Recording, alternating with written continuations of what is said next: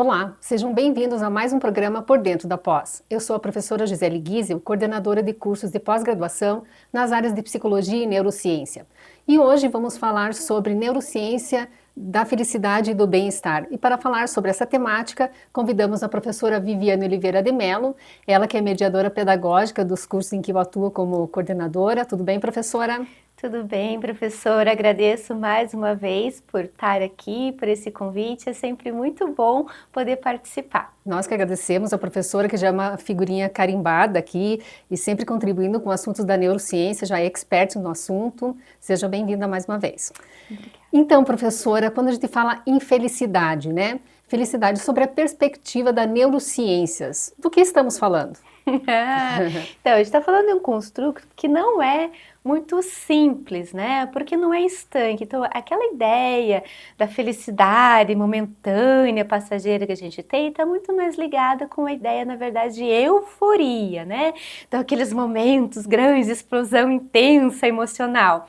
Mas quando a gente passa realmente por esse estudo neurocientífico contemporâneo, recente, das décadas assim, desde 2010 mais ou menos, até agora 2026, a gente está falando de algo muito mais complexo, porque a gente está falando de algo que tem a ver com a parte cognitiva das pessoas, tem a ver sim com a parte emocional, mas também tem a ver com a parte social e cultural.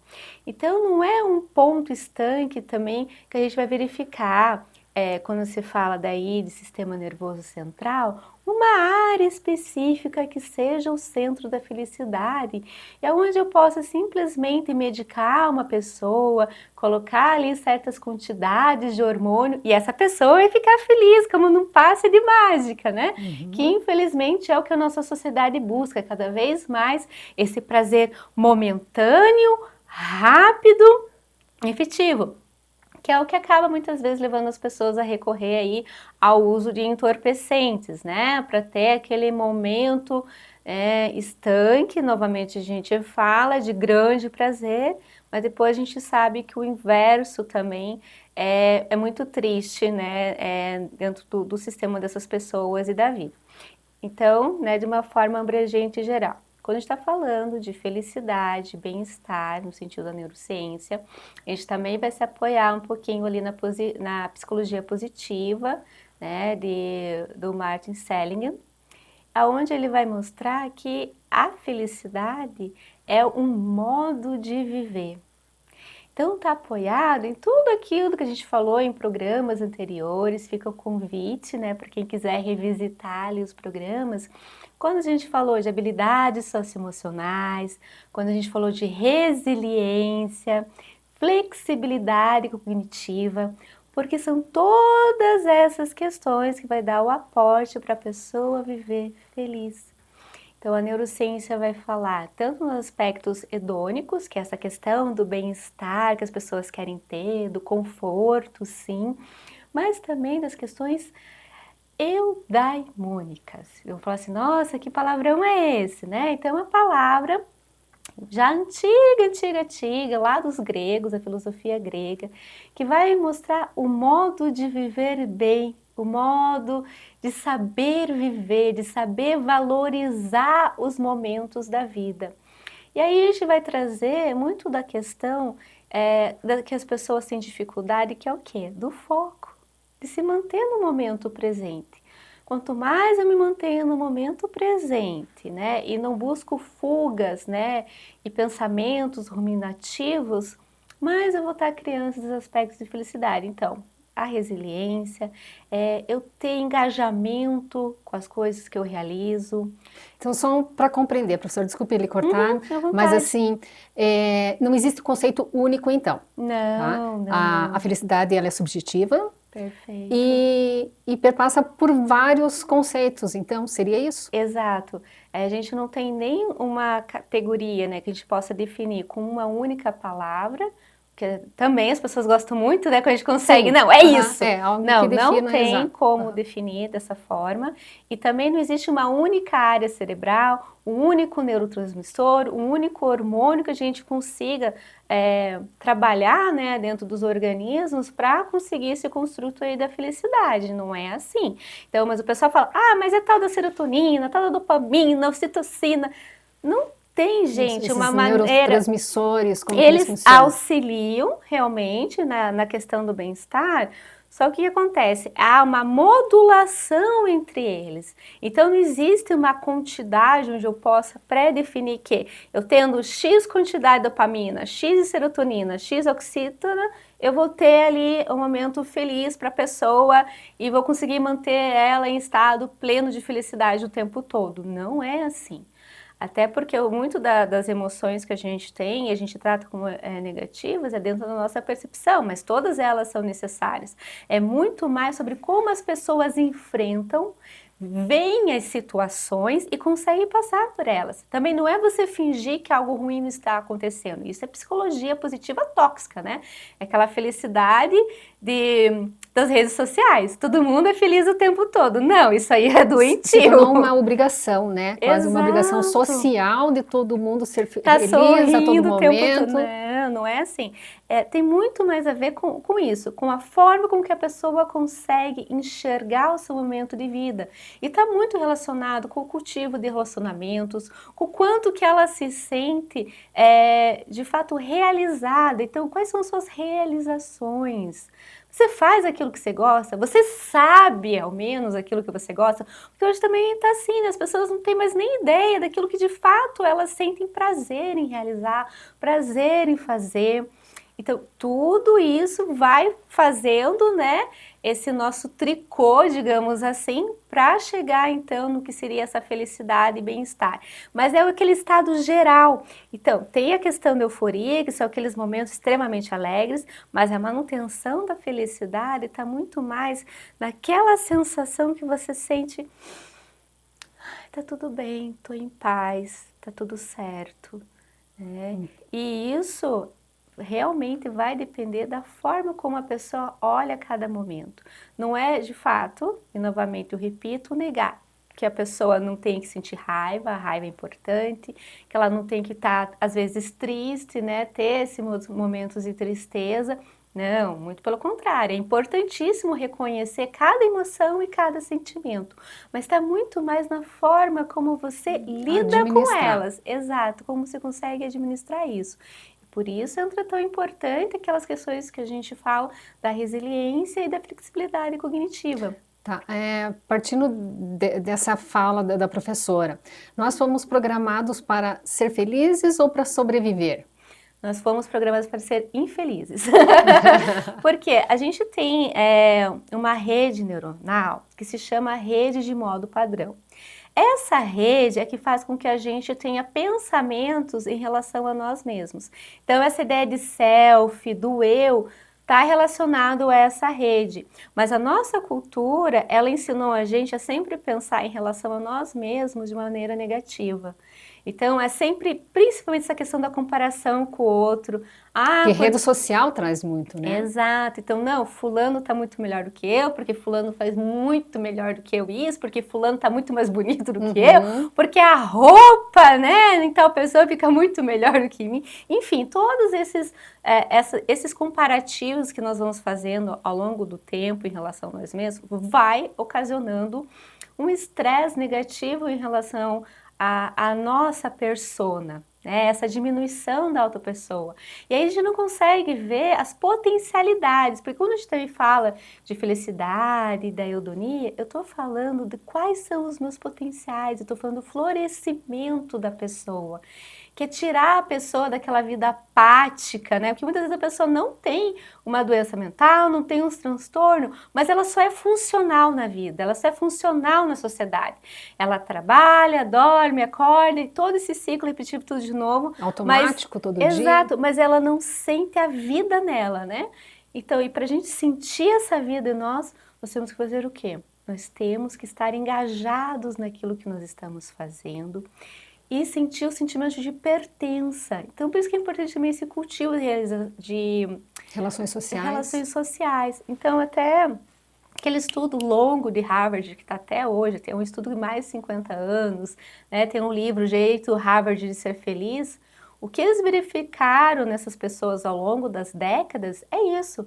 A melhor garantia, tanto de felicidade quanto a longevidade, ela está muito intrínseca com os relacionamentos, porque o ser humano, embora a gente acredite que nós sejamos uma ilha, que eu possa viver sozinho, isolado, não. Mentalmente isso é extremamente danoso. Então, para fazer essa construção de um estado efetivo e permanente de felicidade, onde eu acordo e decido, não, hoje eu vou continuar ali com o meu estado de felicidade, tem a ver também com essas relações. E veja o que eu falei, é também uma decisão. Então, perpassa por atitudes, por hábitos, inclusive hábitos alimentares. Por exemplo, uma pessoa que tem inflamação intestinal, que tem desbiose, é uma pessoa que dificilmente ela vai conseguir esse estado pleno de felicidade. Porque a gente sabe que as relações perpassam também por todo o organismo, inclusive o intestino. Né? Não é à toa que tem o nosso ditado, essa pessoa está enfesada. Né? Vem disso mesmo, desse funcionamento também orgânico, intestinal, então tudo. Então, prática de atividade física, é imprescindível. Relações sociais, toda essa questão, né?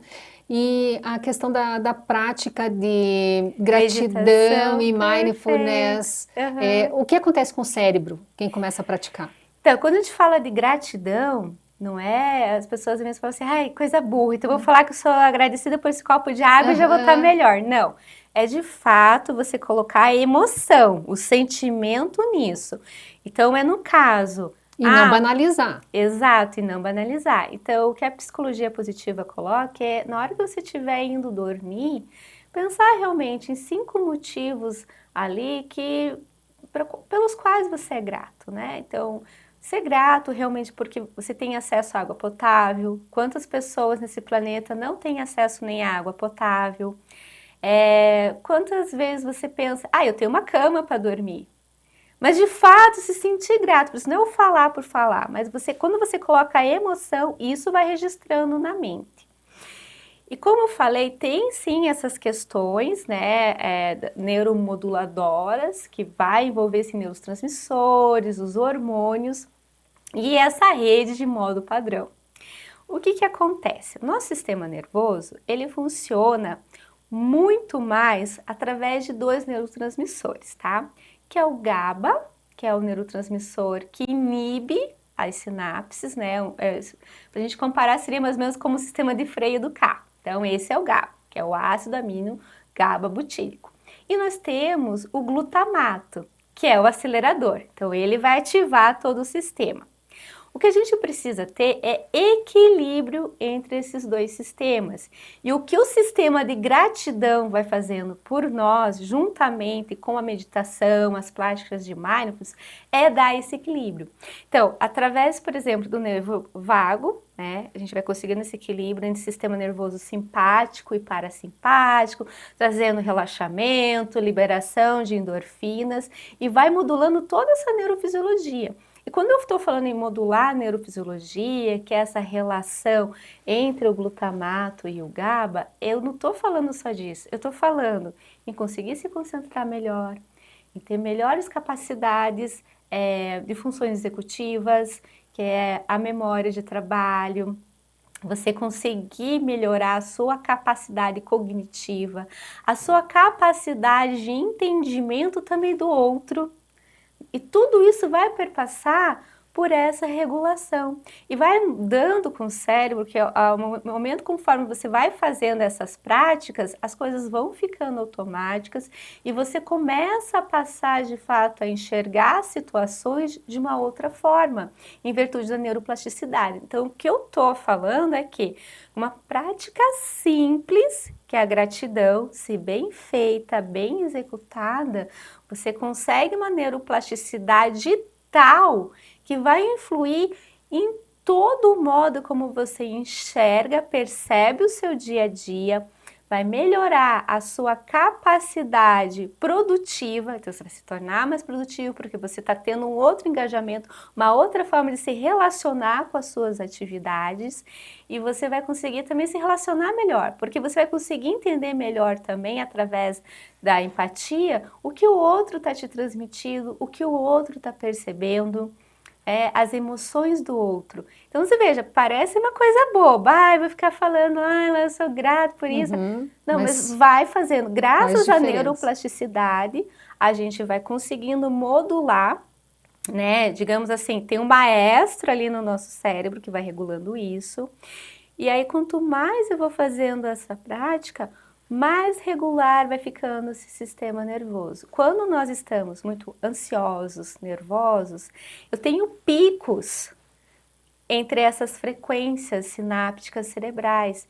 E isso vai me trazendo cada vez mais aquilo que eu não quero, que é o excesso de pensamentos ruminantes, que é os pensamentos intrusivos, que é aqueles pensamentos autorreflexivos negativos que perpassam tanto pelo córtex órbito-frontal, também o giro do cíngulo, e também há essa parte ali cerebral que vai formando então essa rede de modo padrão, incluindo ali o córtex parietal, porque é ali que está os nossos registros de emoções mais antigos. E aí o que ele faz? Ele vai te trazendo tudo que é aquelas tuas memórias mais antigas e digamos assim mais negativas. Porque um pensamento vai reforçando o outro. Pode ver, quando você começa a pensar de uma maneira negativa, dá uma enxurrada de pensamentos. Uma associação negativa que vai fazendo. Só que o contrário também é verdadeiro. E é aí que está o stop. E nós temos esse poder de parar de fato com essa cascata de pensamentos negativos e dar esse engajamento positivo. Quem nos auxilia também muito nisso é a terapia cognitivo-comportamental, porque ela vai fazer com que a gente reflita a respeito desses pensamentos de maneira a não mais ficar dando valor para eles, porque quase que fica como aquele chefe carrasco, atrás de você. Sempre lembrando, a parte negativa, esse que é o pior, É isso. Então, quando falamos em neurotransmissores, em hormônios da felicidade, existem algumas pessoas que são propensas a ter maior felicidade do que outras, geneticamente falando?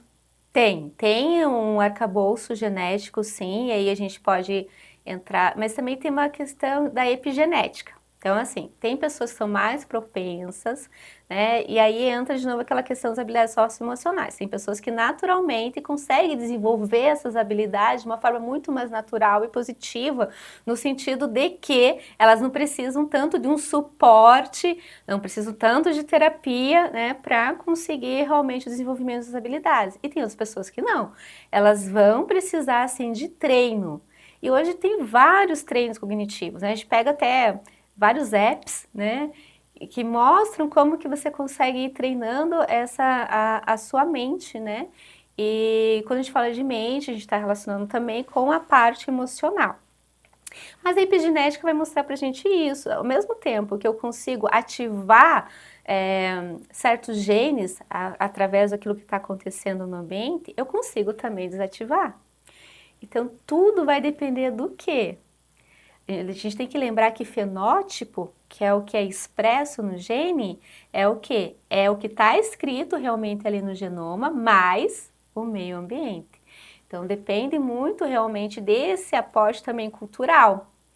Isso que eu gostaria que você colocasse. Essa questão cultural, ela tem uma influência muito forte. Sim, por exemplo, nós estamos numa cultura, a cultura que é latino-americana, onde as pessoas são expansivas, são o tempo todo sorrindo, tem de fato essa coisa mais calorosa. Agora, se você pega uma cultura que ela é mais restritiva, onde as pessoas já não têm tanto esse contato, as pessoas tendem de fato a ser mais fechadas, tendem a ter um maior nível de depressão, inclusive não só a cultura, mas também a questão ambiental, climática. Então aqui em Curitiba, agora em virtude das mudanças climáticas, está tendo mais sol, mas a gente sabe que não é o padrão da cidade. O padrão da cidade é ser mais cinza, mais chuvisco, Mas essa ideia de céu nublado que remete o quê? Aquela ideia meio de filme de dorama, né? A pessoa lá na janela chorando, a chuva escorrendo, ou seja, é um clima que tende mais realmente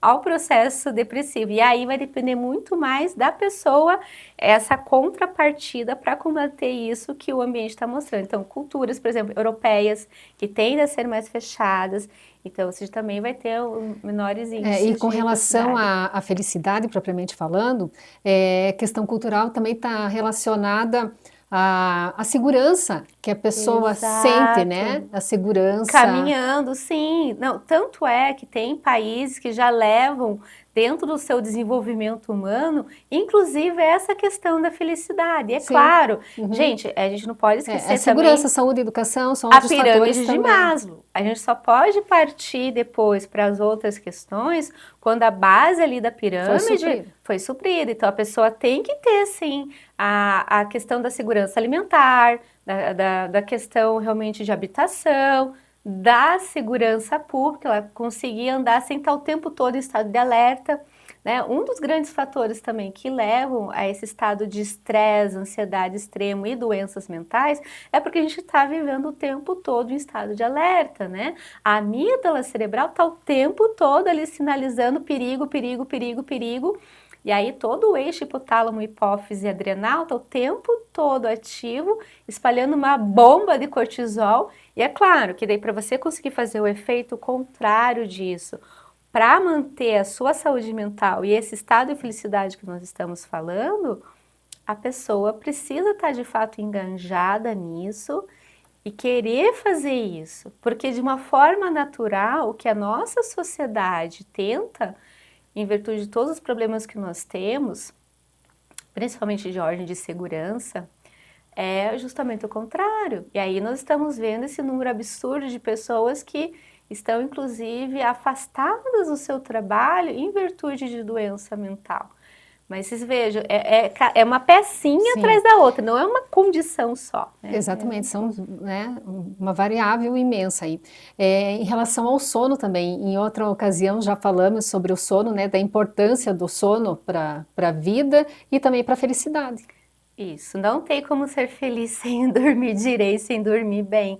Porque o sono vai fazer todo aquele reparo mental. Inclusive o sono ele faz toda aquela faxina que a gente falou no programa também Uhum. anterior, a respeito das memórias, das emoções. Então no De novos sono aprendizados. exato, então é no sono que você vai, de fato, fazer com que aquela neuroplasticidade que a gente estava falando a respeito agora mesmo da gratidão, ela se efetive ou não. E ela só vai ser efetivada de que maneira? Desde que você mostre para esse teu sistema nervoso que aquilo de fato é importante, que aquilo importa, né, de fato. E para isso o sono é fundamental. A gente tem que lembrar que o sono ele é importantíssimo com a capacidade de memória, então pessoas que não dormem bem vão ter dificuldade de memória, vai aumentar o nível de estresse, vai aumentar a ansiedade, mas também tem toda a parte metabólica orgânica, então o teu fígado precisa muito que você durma também, e a gente sabe que o fígado é a grande usina energética e farmacêutica que nós temos no nosso organismo, né?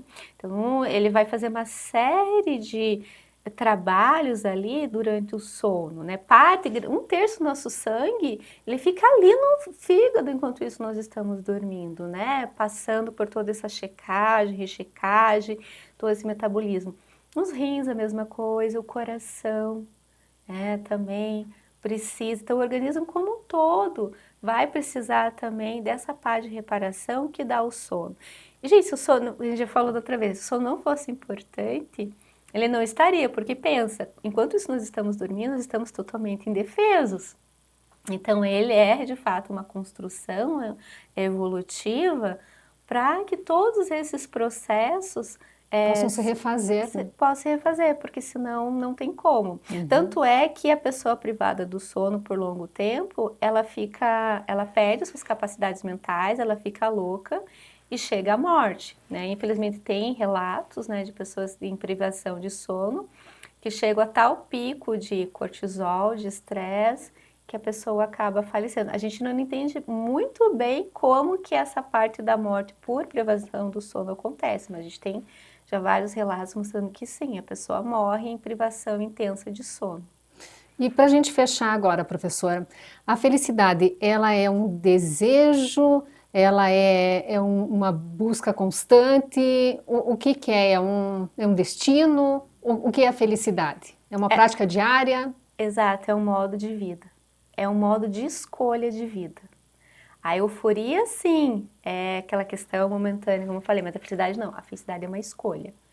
Então, e para ter essa escolha, claro, as pessoas têm que ter condições disso. Não vamos aqui também menosprezar e ignorar o fato das condições de vida mundo afora. Mas o cérebro ele não precisa de muita coisa no sentido material para ser feliz. A gente precisa, sim, se sentir seguro, ter o alimento, ter um local para descanso, também se sentir útil, se sentir parte da comunidade. É isso que o cérebro pensa. Tanto é que o Botão é um dos países mais felizes do mundo e, porém, também é um país muito pobre.